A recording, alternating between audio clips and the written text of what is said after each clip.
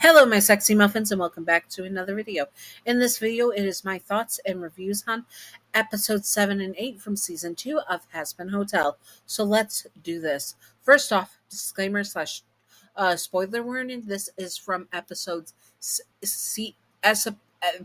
from episode 7 and 8 of season 2 of Hazbin Hotel. If you have not watched up to the point of episode 7 and 8 of Hazbin Hotel and episodes 7 and 8 of Hazbin Hotel season 2, then please watch that before this happens, because that'll give you context, and I also don't spoil anything. But if you are fine with spoilers, let's continue, shall we? Let's do this. So season 2, episode 7. Lucifer, we start with Lucifer coming right in, and he gets trapped by of course Vox and the others, and he realizes that Vox knows that that Lucifer cannot smite Vox, and he learns this from having a little spy. But first he thought Alistair was it. Like, he has more beef with Alistair than he does have with Vox, and Vox is like jealous, and this moment's about me. He is fully egotistical god complex, Voxes, and that he cannot stand the attention not being on him.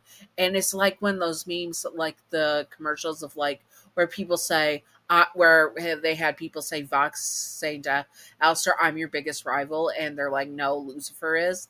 Basically that meme, because that's what's going on, because Vox thinks he's all about this and that he's the biggest rival, but he's not. And we learn that he is making the weapon, and that Lucifer is going to be the weapon power source for the weapon, which he ends up having to be, and he gets really fricked up. Basically has the bad tingles, the bad tickle. So the bad tickle is back. And he is used to basically shoot through heaven's shields and broadcast up to heaven about what's going on and all that. We also learned that Baxter helped create the system to steal. You know how, like in episode 4 of season 1 of Hell of a Boss, that we got the CHERUB Cherubs commercial, and also get human TV as well, like the cartoons and stuff. Apparently, Baxter worked on stealing the networks from so that Hell gets media from Earth and also gets media from heaven. Baxter was in charge of that. So I like that they have that little touch of it, because that explains why they have like the Cherubs commercial in episode 4 of Hell of a Boss. So that was really appreciative too. And Vox has basically been stealing their networks for free ratings, basically, as well. Right. Vox, you suck. We also learn in this episode what Vox looks like as a human, and the silver fox. I hopefully will have images of him here. I got some screenshots. I don't have any GIFs yet, but I have some screenshots of human Vox, and oh my god, the silver fox. He is fine, and he is basically a serial unaliver. We learned that he started off in leather, but he did not like the attention not being on him, the ego. Like when the news got more popular, and then the late night TV and everything else get more and more popular than him, he became a full egomaniac, as egotistical whatever maniac that ended up being fully needing everything. And he got the contract of it, but he was like borderline cult leader. Like, there was a cult following. He didn't like have an official cult, but he was borderline cult leader and using the media station that he got full control of to do it. But we see him pass away, and I can't show the image, but you know how old box TVs, if they fell on you, they would electrocute the poo out of you.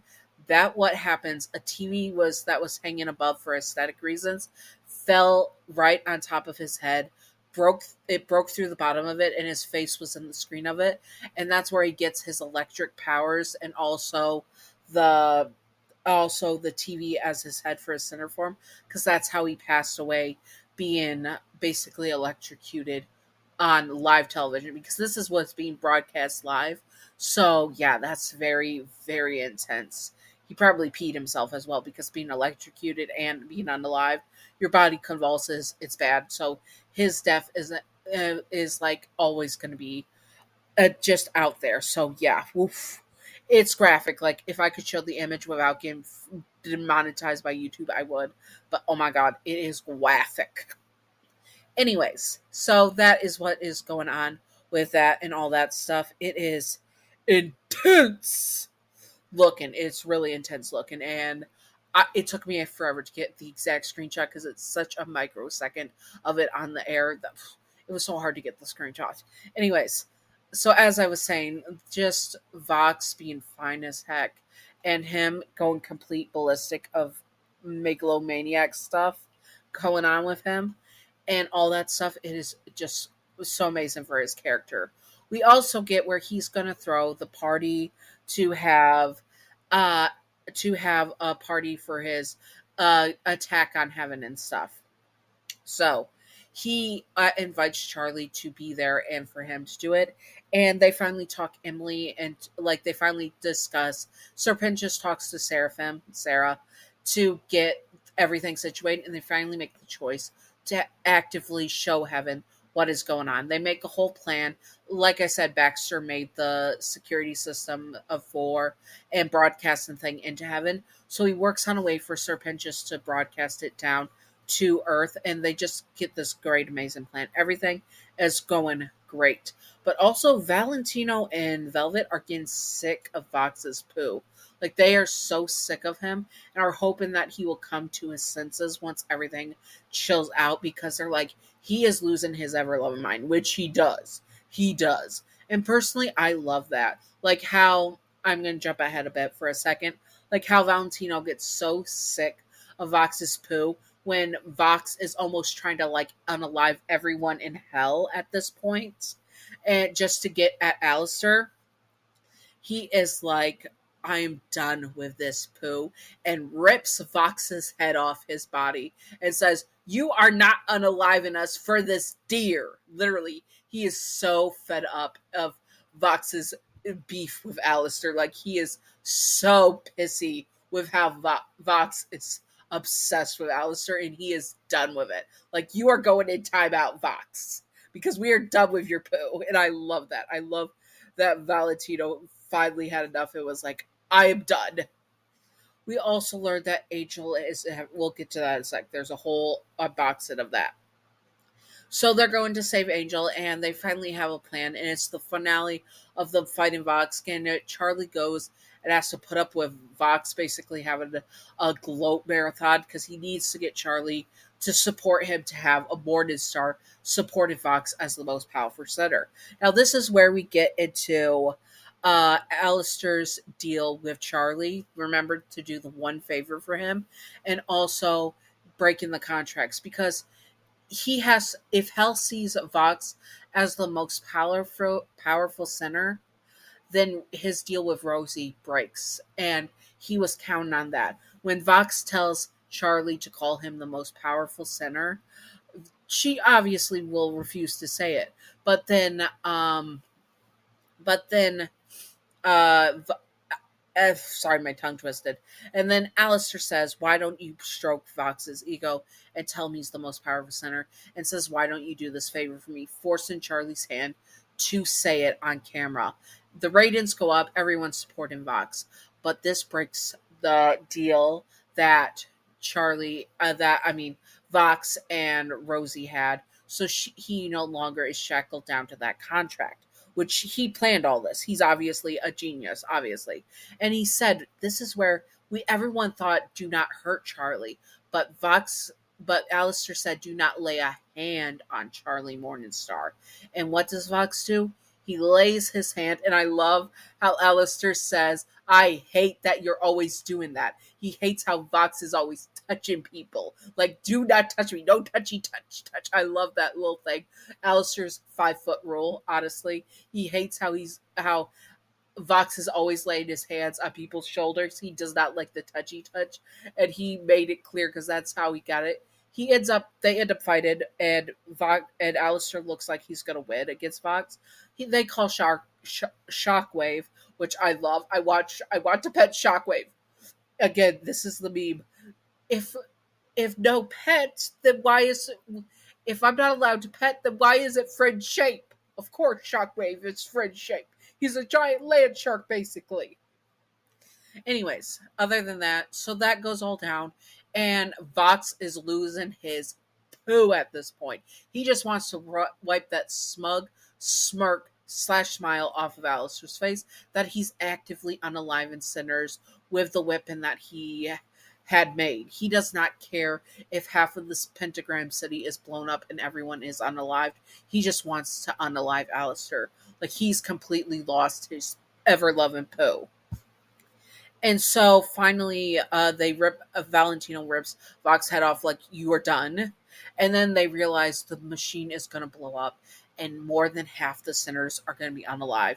Emily personally was out here at this point, backtracking a bit, helping save sinners with Charlie, because she was like, sinners are dying. We have to save them. So she actively shows the goodness of heaven and saves sinners that she has no idea who they are. She's just being an ever-loving good person.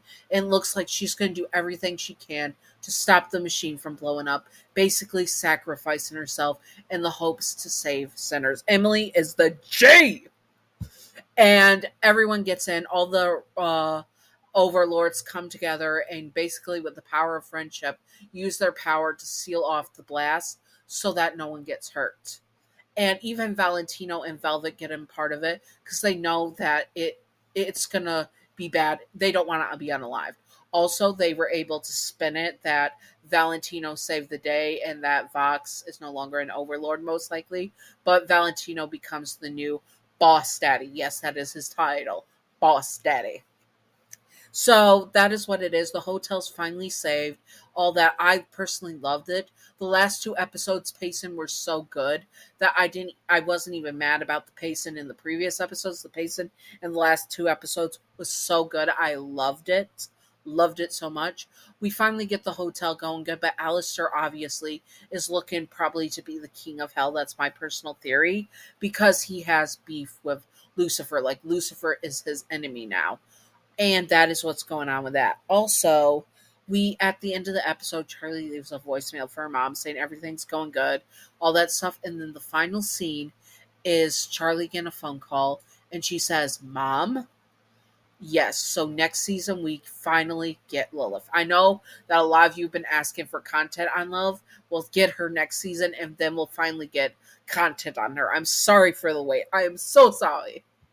Anyways, my theory on this is that Lilith may have been forced to protect Charlie and Lucifer by going with Adam, because they said, Luke said the deal with Adam, and also Emily said, I'm not Emily, but Luke's Adam's, yes, Luke said the deal with Adam that she had, and also that if it wasn't for Lucifer, that Hellborns would be unalived as well. So did Lilith decide to go to heaven for the last 7 years, because she's been missing 7 years, and 7 years the exterminations have gone on? Did she go to heaven to protect more sinners, so not all sinners would be wiped out? And also, did she do it to protect Hellborns as well? Because she's not just the queen of sinners, she's the queen of hell, and Hellborns were protected at a point. Did Lilith make that choice to go with Adam and be with Adam to protect her family and also more Hellborns and more sinners? That's my theory, and that she finally called, that she was finally able to contact her daughter. Or, and this is a possible theory, that Lilith is selfish and chose to leave, and that she is trying to keep her place in heaven now that she might lose it. Those are the two possibilities. Honestly, I love season 2. Season 2 was so much better than season 1.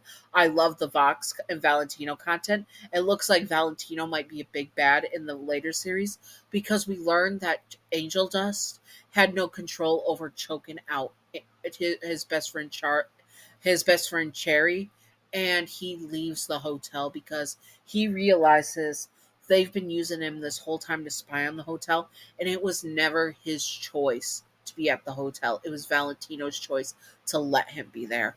And we're going to get some drama with that, and probably finally drama with Angel Dust's brother and also Angel Dust's father. So keep an eye out for that for season 3. Anyways, I hope that you all enjoyed this. If you would like to see more, comment below what you would like to see, and I will do my best to do it. What was your favorite song from season 2 Hazbin Hotel.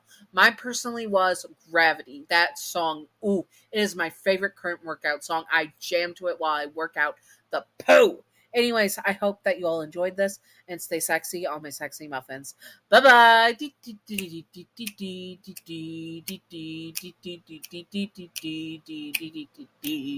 Secret outro time, secret outro time, secret outro time, secret outro baseball bat. Welcome to the secret outro. And the secret outro question of the day is: what were your thoughts on season 2 after you watched all of it of Hazbin Hotel? Comment below, and I honestly loved it. It was better than season 1 personally. Anyways, I hope that you all enjoyed and stay sexy on my sexy muffins. Bye bye.